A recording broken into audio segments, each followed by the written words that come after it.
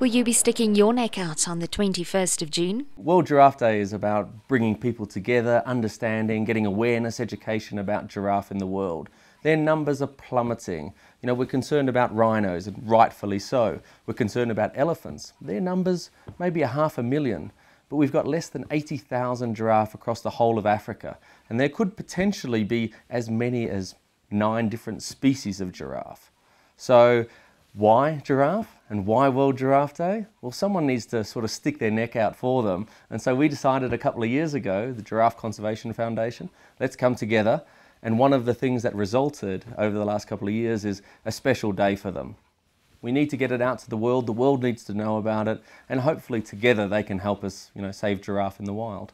So World Giraffe Day in Namibia is definitely going to be a focus on everyone from the little kids. So there's going to be schools who are undertaking events, whether it's colouring in, whether it's talks, whether there's even plays being done about giraffe. But then leading that through all the way to private owners and trying to figure out how many giraffe are there in Africa? How many giraffe specifically in Namibia? We have no clue. So we started a project around that, and it'd be great for anyone to contact us and share information about how many giraffe they have and where they are. But in general, I think it's the whole gamut. We want everyone to know about what's happening with giraffe, as many as people we can reach. This is the first year, so if we can hit a small percentage of the population to understand what's happening, then we've achieved our goal. Even the Ministry of Environment and Tourism want to find out what's happening with giraffe. Why giraffe are sort of struggling across Africa? It's one of those old adages, people numbers are growing. So as a result, demand for agriculture, demand for land, we lose habitat, it gets fragmented or separated. And as a result of that, giraffe and other wildlife sort of are squeezed into smaller and smaller places. You mix that with a little bit of illegal hunting, poaching. It's quite common, especially giraffe across, how would you say, sort of just south of the Sahara. So, northern Kenya, Ethiopia, the Democratic Republic of Congo, Chad, etc. Giraffe are often referred to as war fodder. So it's a big animal, it's about a ton. It's not a complicated beast. You could walk up to it fairly close, so you get a lot of meat out of it. So I think a combination of those factors has really resulted in giraffe numbers dwindling, as well as people have just not paid attention. So they've sort of gone and become the forgotten megafauna. They've sort of gone under the radar, and you see them everywhere, as we know. You go to Etosha, but you go outside of Etosha, or you go outside of some of these national parks, and they are rare. Giraffe distribution across Africa. In West Africa, we've got probably 350 individuals left in the whole of West Africa. Numbers have absolutely plummeted, and they're considered an endangered subspecies based on some work we did a few years ago. And they go across Cameroon, Central African Republic, all the way through to Kenya, and then down predominantly the east coast of South Africa and up to Namibia.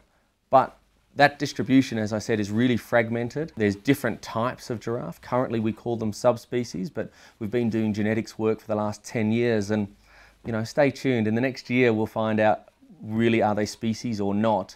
And I think that's when the world attention is going to come on giraffe. We're going to have numbers less than a couple of hundred left in some populations in the world. The ecological role of giraffe is actually very similar to that of elephants or rhino, browsing rhino, so black rhino. They do get in, they de-bush a lot of areas. We see in Namibia a lot of bush encroachment where we haven't had these big browsers. So in the open savanna areas of East Africa where giraffe have come out of, there's been a lot of bush encroachment. So giraffe do play that similar role. They're a big beast, they need to eat a lot of food. So with large numbers going through an area, they keep the area open, which allows other antelope, especially grazers, to come in and occupy areas, cohabit with them. Giraffe are the freakiest animal out there, let's be honest. I mean, if you're that tall, you're right at the end of your evolutionary track. There's no doubt about it. So, every kid in the world, every adult in the world, whether it's in a zoo or whether in the wild, want to see a giraffe. They have to be one of the most popular animals in the world. And I think what's quite cool with World Giraffe Day, we've linked it. So the 21st of June in Namibia is the longest night. In the Northern Hemisphere, it's the longest day for the tallest animal. Cool facts, the tongue, 40 to 50 centimeters long, and it's blue, almost black color. They have the same number of vertebrae as you and I, 7. They're a mammal. All mammals have 7 vertebrae. while ours might be so big, theirs are a little bit extended, a little bit larger than ours. There's 2 giraffe that are listed as endangered, 2 subspecies of giraffe. That's the West African and the Rothschild's giraffe.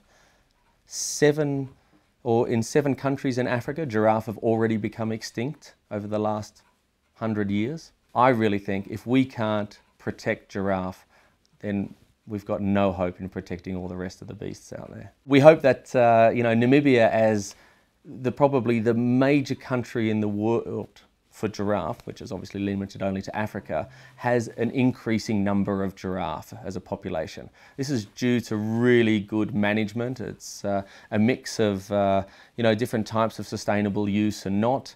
And we really want to promote what Namibia's done. We've moved giraffe back into communal areas and conservancy areas. It's never been done anywhere else in Africa.